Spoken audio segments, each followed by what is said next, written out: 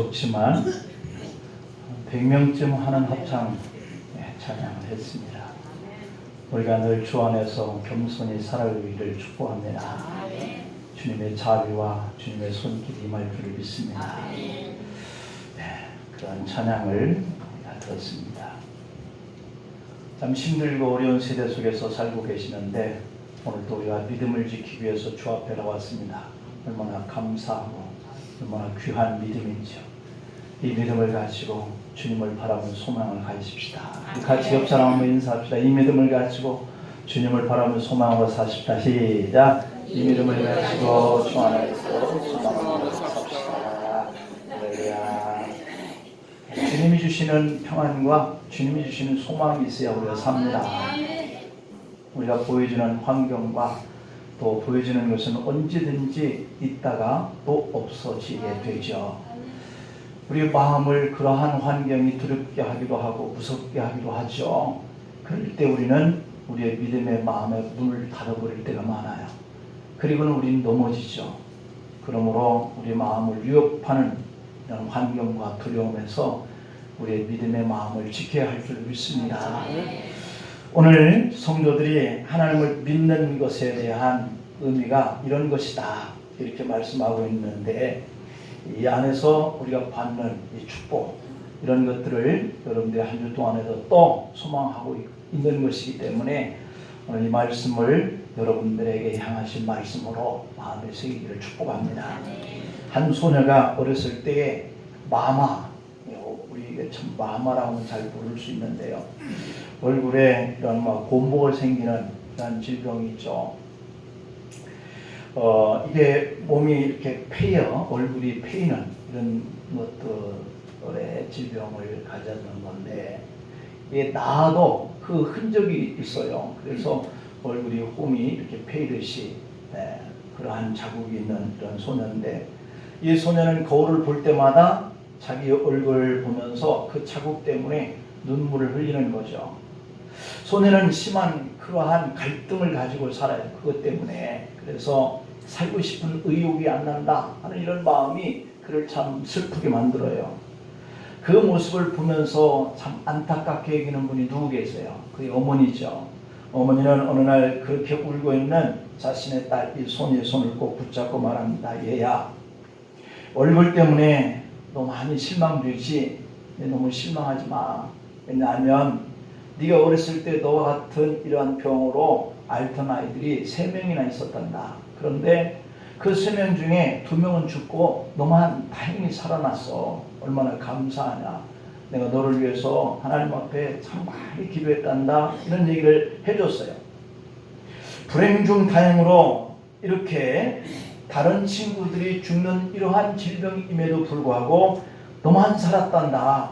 내가 너를 위해서 얼마나 하나님께 기도를 많이 했는 줄 아니? 라고 하는 이 말에 이 소녀가 그 얼굴에 있는 이 흉터는 나를 슬프게 하는 그런 흉터가 아니구나. 하나님께 은혜를 받은 자국이구나. 이런 생각을 하면서 웃고 살기 시작했다는 거예요. 그러면서 하나님이 나를 축복하셔서 내가 그러한 무서운 병에도 이렇게 살아났구나 하는 이런 마음을 가지고 엄마의 그 말을 듣고 난 이후부터 이 소녀는 자기 얼굴로 하나님의 은혜를 간증하면서 사는 인생이 된 거예요. 할렐루야. 내 약점과 나의 부족한 것들이 돌려서 생각하면 하나님의 은혜구나 라고 생각하면서 이것을 사람들에게 전하면서 이 자국이 내게 하나님이 생명을 보장해 준 그러한 흉터야, 그런 자국이야, 그러면서 간증하는 인생이 된 거예요. 그때부터 그 소녀에게 길이 열렸습니다. 대학도 가고 마침내 외국에 유학도 가게 되었어요. 유학 중에 좋은 남자를 만났습니다. 용기를 내서 프로포즈를 했어요. 그리고 마침내 결혼에 꼴을 냈습니다. 이분이 뉴욕 최대의 퀸즈 한인교회 한진관 목사님의 사모님 김태일 사모님이 되신 거죠. 그분은 그렇게 간증을 통해서 하나님의 은혜 받은 삶을 만방에 전하면서 간증하면서 그러한 은혜를 나누는 이러한 사역을 하는 것이죠. 여러분, 아무리 형편이 어려워도 우리가 살아계신 하나님을 진실로 우리 마음속에 믿고 있는 이 믿음이면 내 그 어려운 환경은 오히려 은혜롭다라고 하는 증거자의 삶을 살 수 있다는 거예요. 이게 바로 믿음인 줄 믿습니다. 그렇지 않으면 우리는 세상 사람과 동일한 거예요. 세상에 당면된 어려움과 형편과 사정 때문에 내 마음속에 밀려오는 이 두려움과 이 무서움 속에서 벗어날 수 있는 길이 없다는 것이죠. 그럼에도 불구하고 그럴 수 있고 감사하고 그 은혜를 나눌 수 있는 이 하나님 앞에 영광 돌리는 삶은 우리가 믿음인 거예요. 그래서 우리가 이 믿음을 지켜가려고 애쓰는 것이거든요. 이것이 우리가 하나님을 믿어야 할 또 다른 이유가 되는 거죠. 여러분 지난 한 주가 힘드셨습니까? 참 들려오는 이야기를 들어보면 우리 성도들 중에도 많이 힘들어하는 분들이 계신다는 거예요. 그러나 믿음만 잃지 않으면 그 어려운 자리는 반드시 이번 주간에는 은혜의 자리가 될 줄 믿습니다. 그러므로 중요한 것은 내 형편이 아니에요. 내가 하나님을 믿는 나의 믿음, 이것인 줄로 믿습니다. 사람들 때때로 어려움을 겪어야 하나님을 가까이 해요. 여러분들이 잘 나가던 환경, 잘 나가던 사업장이 잠시 어렵고 했던 것들이 다 잃어버려진 그 자리가 바로 내가 믿음을 가지고 하나님을 만나는 자리예요.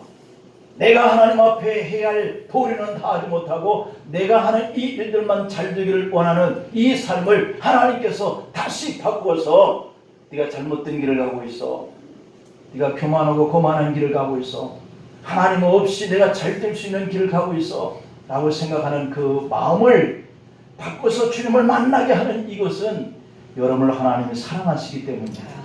여러분 속에 믿음을 가지고 하나님을 다시 붙잡게 하기 위한 길인 거죠. 사람들은 때때로 어려움을 겪어야 하나님을 찾아요. 왜냐하면 그것이 내 부족함이다 하는 것을 깨닫게 하여 하나님을 찾게 하기 위한 하나님이 주시는 환경이기 때문에 그래요. 오늘 본문은 예수님의 유언과 같은 설교 중에 한 부분인데 우리가 예수님을 믿을 때 어떻게 하면 이런 축복을 받고 살까 하는 이 네 가지 의미가 오늘 이 본문에 기록되어 있는데요. 우리가 첫 번째, 주님이 우리 안에 거하시는 축복이에요. 할렐루야. 여러분 속에 주님이 계신가요?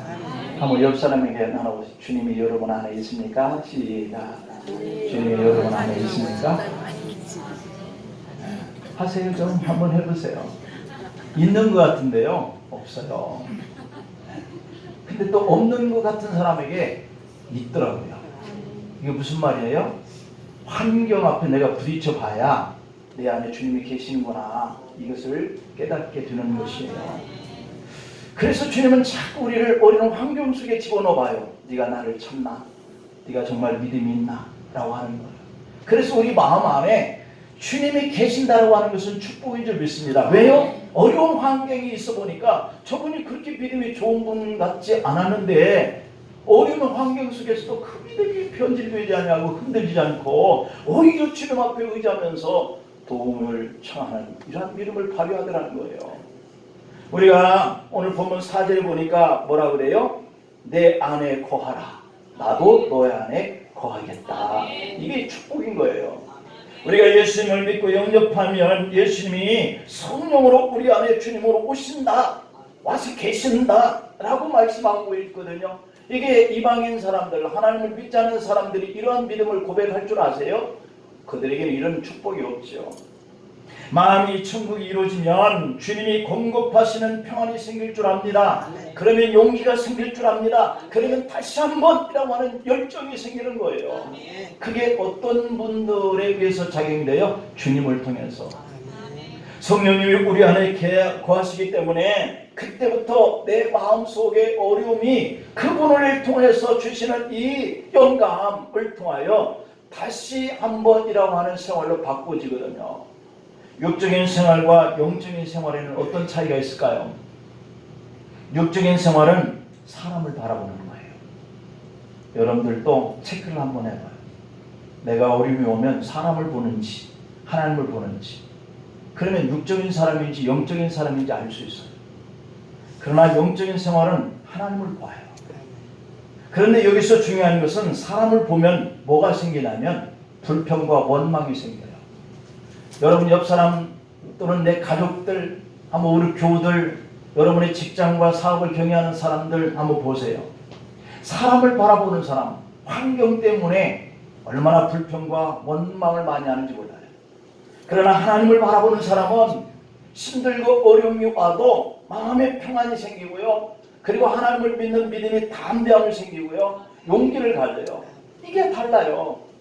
어려움이 올 때 하나님을 보는지 아니면 사람을 보는지 여기에서 불평이 생기는지 평안함을 가지고 주님을 더욱더 바라보려고 하는지 이게 가름이 된다는 거죠. 그러므로 우리는 성도잖아요. 믿음의 사람이잖아요. 우리 안에 누가 거하셔요? 성령께서, 주님께서 거하시잖아요. 그렇기 때문에 무슨 일이 일어나면 육적인 눈으로 보지 말라는 거예요. 하나님을 바라보는 그런 눈을 가지라 승리한다는 거예요. 가끔씩 주님은 우리에게 어려움을 줘요. 왜요? 믿음을 가지고 사는지 아닌지, 보여지는 것을 의지하면서 폼을 잡고 살려고 하는지 아닌지, 이걸 보시기 위해서. 환경이 좀 어렵다고 내 생각대로 안 된다고 하나님을 원망하거나 사람을 보고 불평하는 것은 육적인 생활이에요. 어떤 목사님이 이런 간증을 해요. 여름에 더우니까 자기 아이가 아이스콘 하나를 사들고 왔더래요. 그것을 보고 목사님이 아이에게 하고 한 입만 먹자 그랬어요. 그랬더니 아이가 아버지니까 손을 쑥 내밀었어요. 그런데 이 아버지인 목사님이 그 아이스크림을 덥석 한 입을 크게 부은 거예요. 이 아이가 생각할 때 자기 생각보다 너무 많이 물어간 거죠. 그러니까 이 아이가 콘을 바라보더니 아빠 진짜 목사님 맞아? 그러더라는 겁니다. 목사님은 자기 아이의 말을 듣고 이 아이에게 이게 내 자신인가? 오만정이 떨어지더라는 거예요. 그렇게 아빠가 조금만 먹을 줄 알았는데 또 이렇게 아빠가 먹은 것이니까 라고 생각할 줄 아는 이런 아들일 줄 알았는데 이게 서로가 실망한 거예요. 그때 목사님은 사람이라고 하는 이 존재는 평생 잘 해주다가도 한 번만 잘못하면 부모 자식 사이에도 형제간 사이에도 부부라 할지라도 이럴 수가 있겠나 싶을 정도로 멀어진다는 것이죠. 그래요, 안 그래요? 그런 것 같죠? 여러분, 인간관계라는 것은요 10번 잘하다 한 번만 잘못하면요 평생 절교예요. 안 본다는 거예요. 9번 잘해준 거 안 생각합니다. 그동안 잘해준 것은 다 잊어버리고 영어로 아듀, 다시는 안 보겠다 이런 뜻이거든요. 아듀 인사는. 굿바이는 그래도 오늘 헤어지는 인사인데 아듀, 영원히 결별이야. 여러분, 우리에게는 이런 모습이 없을까요? 우리가 이 말을 듣고 웃기는 웃었지만 그 웃음의 대상이 나는 아닐까요? 없어야 하고 앞으로도 이러한 일들이 우리에게 다시는 일어나지 않아야 할 줄 믿습니다. 그렇습니다. 우리는 항상 하나님의 은혜로 살고 있는 줄 알아요. 나는 적어도 내 안에 믿음이 있고 내 안에 주님이 거하신 줄로 믿는 그러한 믿음의 사람이구나 생각해요. 그런데요, 환경이 어려우니까 사람의 관계 한 번 잘못하는 것을 만나니까 내 믿음이 없어요. 내 안에 주님이 안 계셔요. 원망하고 불평하고 미워하고 결박합니다. 어떤 개척교회 목사님이 목회하다가 탈진이 되었어요. 설교할 힘이 없어서 교회에 나 며칠간 휴가 좀 내야 되겠다 말을 하고 시골로 내려갔어요. 시골 여기저기 돌아다니다가 수요일이 되어서 한 작은 교회에 예배 시간에 들어가서 참석했어요. 목회자도 없이 한 나이가 든 평신도가 예배를 인도하시는데 낯선 사람이 오니까 더 긴장했는지 더듬거리면서 우리는 주님 안에서 살아야 합니다. 우리는 주님 안에서 살아야 합니다. 이 말을 했는 말을 또 하고 반복하더라는 거예요. 우리는 주님 안에서 살아야 합니다. 설교가 익숙한 목사님에게는 그분 말씀이 답답하게 느껴졌지만 반복하는 그 말을 돌려서 다시 생각하면서 들어보니까 우리는 주님 안에서 살아야 합니다 하는 이 말이 가슴에 박혀지더래요. 그날 저녁 목사님 마음에 그래, 내가 주님을 모시고 그 안에서 목회해야지 이렇게 결심을 하고 일어서려는데 마음속에서 성령께서 주시는 평화가 확 임하더래요. 그래, 내가 주님 안에서 살지 못했구나. 내가 목회하는 일만 절대에 못되는 생각만 했지. 내가 교회 안에서 사람이 불평하고 원망하는 것만 생각했지. 내가 주님 안에서 사는, 내가 주님 안에서 목회하는 그런 종이구나 하는 이런 생각을 잊어버리고 살았다는 것이 마음속에 밀려오면서 평안이 임하더래요. 그래서 탈진된 마음에서 다시 벗어나서 목회를 하게 되었다는 거예요. 여러분, 우리가 사업을 합니다. 우리가 직장을 다닙니다. 우리가 사회생활을 합니다. 어떤 일상 속에서든지 혹은 목회를 하더라도 내 짐을 상대방에 의지하려고 할 때, 맡기려고 할 때, 사람을 보려고 할 때 이 관계는 틀어진다. 그러나 하나님과의 관계에서는 내 짐을 하나님께 맡기려고 할 때 하나님은 오히려 우리에게 힘을 주실 줄 믿습니다. 사람과 사람의 관계에는 어려움이 있다라고 하는 말을 듣는 그 순간에 부담이 돼요. 괜히 미워져요. 왜 이 어려움을 나한테 와서 얘기해? 그게 사람이에요. 그렇게 좋을 때는 가깝게 지내고 이 사람 없으면 못 살 것 같은 마음 때문에 살더니 내가 어려워, 나 좀 어떻게 좀 도와줘. 그 말이 얼마나 내 가슴 속에 부담으로 느껴지면 말하는 그 사람마저도 미워져. 왜 저 사람 나한테 와서 이래? 불평이 생기고 원망이 생기고. 근데요, 우리 주님은 안 그래요. 아들아, 내가 네 마음 안다. 딸아, 네 근심 내가 알아. 100번이고 1000번이고 주님 앞에 나와서 기도하는 그 하소연, 그 소원 들으시고 주님은 더 어루만져 주시는 분이세요. 그러니 우리가 육적으로 살아야 되겠어요? 영적으로 살아야 되겠어요? 주님 의지하고 내 마음을 구하시는 성령 의지하고 지난주에 아팠던 그 환경 이번 주에는 얼마든지 견뎌내는 승리하는 여러분 되시길 축복합니다. 두 번째 축복은요, 원하는 것을 많이 맺게 해주신다는 거예요. 원하는 것. 상대방 사람들은 내가 원하는 걸 안 들어줘요. 그러나 우리 주님은 내가 원하는 걸 많게 해주신다는 거예요. 할렐루야. 이런 주님과 함께하는 우리 믿음이 왜 흔들려요? 오늘 본문 5절에 볼까요? 나는 포도나무요 너희는 가지라.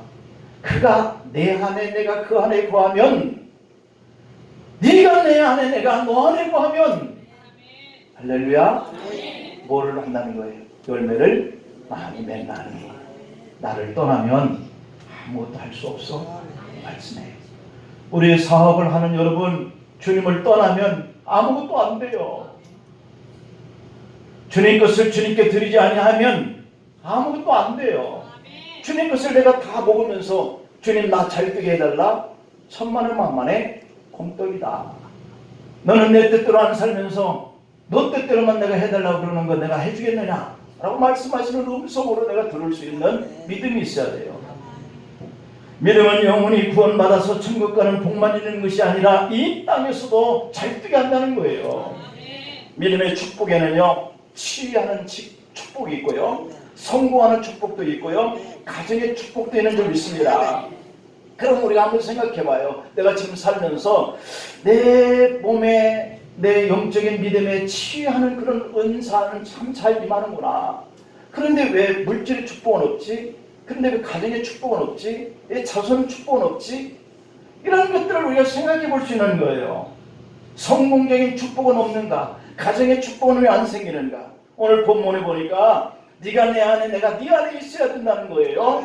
그래야 가정의 축복도, 그리고요 물질의 축복도, 그리고요 우리 영혼의 축복도 있다는 거예요. 오늘 본문 5절이 주님을 떠나면 너희가 아무것도 안 돼 이렇게 말씀해요. 내가 사업을 하든지 직장을 다니든지 가정생활을 하든지 주님과 뜰 관계에서 끊어지는 부분이 생기면 안 된다는 거예요. 이 사업을 내가 하는 거예요? 아니에요. 주님이 내 안에 거하셔야, 내가 주님 안에 거하셔야 잘 된다는 거예요. 예수님 우리와 함께 하시면 많은 열매를 맺고, 할렐루야. 반대로 멀리하면 하는 것마다 다 안 된다. 이 후자의 말씀은요, 우리가 생각하기도 싫은 결과예요. 저도 여러분들이 이렇게 사는 것을 보면 너무 싫어요. 잘 안 되는 거, 넘어졌다는 거, 실패했다는 거, 이 얘기를 들으면 저도 괴롭거든요. 근데 제가 뭘 해줄 수가 없는 거예요. 단지 하나님 앞에 중보의 기도는 할 수 있어도 목사가 돼가지고 병을 치료 못합니다. 목사가 돼가지고 사업을 잘 되게 못합니다. 목사가 돼가지고 직장 없는 사람이 직장일을 열지 못합니다. 누가 하세요? 네가 주님 안에 있으면 주님이 너에게 해준다. 이 진리예요. 저는 다만 중보하고 그리고 말씀을 대언하는 역할만 하는 거예요. 목사가 그런 사람 저런 사람 된다는 생각은 절대 여러분 착각이에요. 안 되는 거예요. 저도 여러분과 똑같은 사람이에요. 다만 주님이 이렇게 해주시기를 기도할 뿐입니다. 그러니 여러분도 주님 안에서 주님이 여러분 안에 거할 수 있는 이 믿음을 가지고 사업도 정성스럽게 하고 직장도 주님이 다니게 하시니까 다니는 거다. 이런 중심을 가지고 살아야 돼요. 하나님은 우리로 하여금 많은 열매 맺는 인생을 만들어 주시려고 우리와 똑같은 아브라함을 불러요. 하나님이 아브라함에게 야 아브라함아 저 우상의 도시 갈대아우르에서 좀 떠나서 내가 너에게 복실 그곳으로 갈래? 그랬더니 가겠다는 거예요. 이게 믿음인 줄 믿습니다. 본토 친척 아비 집을 떠나서도 갈래? 아멘 하고 갔습니다. 우리가 그래야 되는 거예요. 우리는 그런데 본토가 더 중요하게 보이고 부모가 더 중요하게 보이고 친척 형제 없으면 안 될 것처럼 생각하죠. 이러한 것들이 나를 잘되게 하고 하는 것이 아니라는 거예요. 주님을 의지하는 믿음, 주님이 내 안에 모시면서 무슨 일을 하려고 하는 이런 믿음, 이것이 바로 아브라함을 통해서 우리에게 보여준 산 증거예요. 여러분 15억이 넘는 기독교인의 믿음의 조상이 되는 이런 축복을 아브라함이 받잖아요. 아브라함이 위대했기 때문일까요? 그가 바라보고 믿었던 하나님의 크신 분이었기 때문에 가능한 줄 믿습니다. 우리도 약점이 아브라함의 그 약점과 같은 약점이 있어요. 말씀을 붙잡고 순종하는 것도 억지로 보이려고 하려고 하는 이런 모습이 있어요. 그래도 우리가 예수님 안에 있고 예수님 우리 안에 계시기 때문에 아브라함도 실수투성이었잖아요. 그럼에도 불구하고 그가 복을 받은 것처럼 우리도 주님 앞에 실수가 참 많은 사람이지만 이 믿음을 가지고 주 안에 살려고 하는 이것을 보시고 주님은 복을 주시는 줄 믿습니다. 어느 기독병원에 한 임산부가 입원을 했는데요. 그 병원의 복도나 그 병실 안에 예수님의 그 모습의 형상을 띈 사진 액자들이 여기저기 걸려 있는 그런 병원이었어요. 기독병원이니까 당연히 그렇겠죠. 그런데 이 임산부는 들어오자마자 자기 방에 딱 들어오더니 걸려있는 예수님의 형상의 사진들을 보면서 그 간호사들을 부르더니 저 액자 다 띄라는 거예요. 그러니 간호사들은 우리는 그러한 역할을 하는 사람이 아닙니다.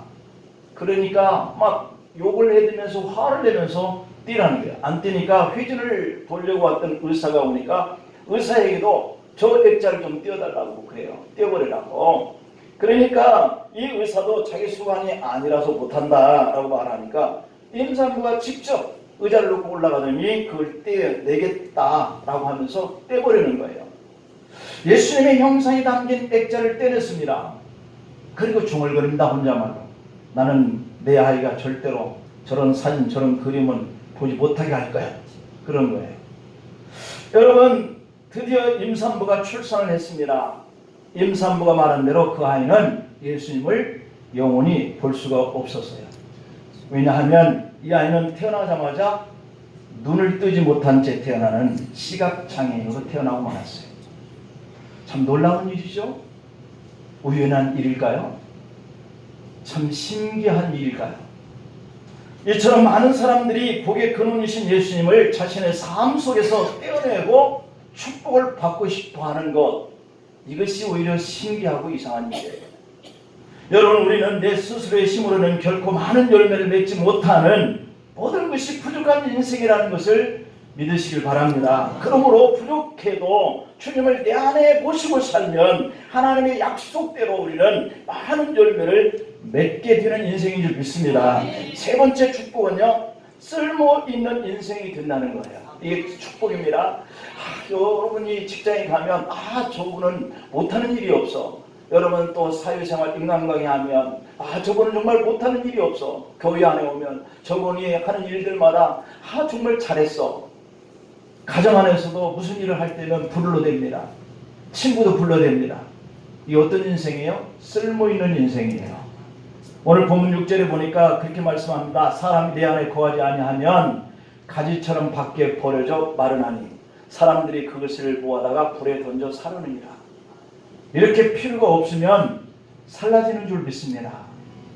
이 말씀을 반대로 생각하면 우리가 예수님을 믿고 영접하면 우리가 쓸모있는 인생이 된다는 사실이에요. 예수님을 믿고 영접한 사람의 축복은요, 나 혼자서 받고 끝나는 것이 아니라 다른 사람에게도 유익한 일에 쓰임을 받는 인생이야 될 줄로 믿습니다. 나는 복을 받았는데 나와 함께하는 가족이나 이웃에게는 하나도 유익되지 못하는 인생으로 손가락질 받고 산다면 그것은 진정한 복이 아니에요. 자기의 유익만 위해서 사는 인생이 되는 거죠. 세상적인 복은 많이 받았지만 하나님과 이웃과 저런 사람은 참 쓸모없는 인생이야 라고 하는 이런 사람으로 상대를 해주지 않는 인생을 산다면 참 비참한 거잖아요. 여기 계신 모든 분들은 하나님과 사람들에게 참으로 쓸모있는 사람이야 하는 인정받기를 축복합니다. 어떤 책에 보니까 한 50억쯤 되는 재산 있는 사람에게 여유가 있어서 참 좋겠습니다 라고 말을 했대.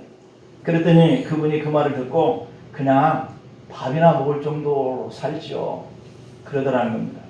왜냐하면 자기 앞에는 몇 백억, 몇 천억 가진 사람들이 수두룩하게 많다라고 하는 것을 잘 알고 있기 때문이에요. 그렇습니다. 내가 아무리 많이 가졌어도 나보다 더 가진 것처럼 보이는 사람들은 항상 내 옆에 있어요. 그러므로 반대로 나보다 덜 가진 사람을 보면서 내 형편이 이 정도밖이라니 라고 하면서 비관하지 말고 만족하고 감사하면서 쓸모있는 인생이 되기를 축복합니다. 얼마 전에 100억 되는 빌딩을 서울대에 기증했던 할아버지에 대한 그러한 보도는 여러분들도 다 듣고 보셨잖아요. 할아버지 인생에서 100억을 모으려면 얼마나 힘들었겠어요. 참 부자로 살았죠. 가지고 있던 것 더 가지려고 하는 사람들은 많은 세상에서 육적으로 살지 않고 영적으로 사는 이러한 사람들이 많이 있어야 할 줄로 믿습니다. 그래서 이 가난하게 사는 사람들이 많이 가지고 있어도 세상에 나누고 베풀고 살지 못하면 가난한 거예요. 자기가 아무리 많이 있어도 소용없죠. 여러분, 내가 이렇게 사는 인생에 하나님께서 쓰임을 받는 인생이 되려면 그러한 것들을 나만 위해서 많이 가지고 있어야 의미가 없는 인생을 사는 것을 우리가 철저하게 깨달을 수 있어야 되죠. 오늘 할아버지처럼 사는 사람들이 비록 자신은 가난하게 살아도 많은 사람들에게 나눌 수 있는 이런 인생을 사니 이 사람이야말로 진정한 부자죠. 우리가 성공하려고 출세하려고 자랑하려고 살지 않고 하나님과 사람들에게 쓸모있는 이런 사람으로 사는 사람이 주님 앞에 큰 부자인 줄 믿습니다. 누가 인생은 마라톤과 같다 그랬어요. 마라톤의 성공은 처음에 자신이 연습했던 그 속도보다 오버 페이스를 하지만 않으면 자기의 페이스의 성적을 거둔다고 그래요. 그런데 초반부터 좀 더 빠른 속도를 내리고 오버를 하다 보면 중간에 지치고 오히려 더 좋지 않는 결과를 가져온다고 그러죠. 마찬가지로 우리 인생의 목표도 처음부터 1등이어야 한다라고 하는 생각이 아니어야 하는 거죠. 모든 사람들의 인생이 다 소중한 인생이야 라고 생각하는 것, 이것이 중요한 인생의 목표가 되어야 하는 거죠.